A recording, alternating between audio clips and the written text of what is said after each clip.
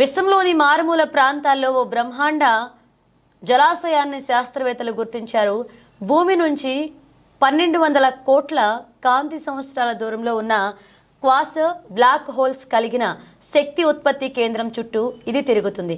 నేడు మనం చూస్తున్న కాంతి ప్రయాణం విశ్వం పుట్టిన తర్వాత కొద్ది కాలంలోనే ప్రారంభమైందని ఈ దూరాన్ని బట్టి అర్థం చేసుకోవచ్చు. ఒక కాంతి సంవత్సరం అంటే దాదాపు 6 లక్షల కోట్ల మైళ్ళ దూరం.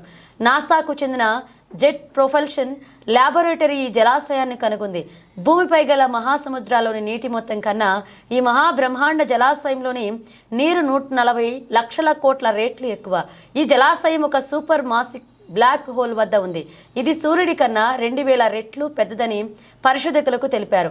ఇప్పటి నుంచి 1000 లక్షల సూర్యులతో సమానమైన శక్తి బయటికి వస్తుంది. ఈ క్వాసర్ వద్ద ఇప్పటి వరకు మన విశ్వంలో గుర్తించినంత భారీ సుదూర జలాశయం ఉంది. దీనిపై అధ్యయనం చేస్తున్న బృందాల్లో ఒకదానికి మట్ బ్రాడ్పోర్ట్ నేతృత్వం వహిస్తున్నారు. ఈ క్వాసర్ చుట్టూ ఉన్న వాతావరణం చాలా ప్రత్యేకమైందని ఆయన చెప్పారు.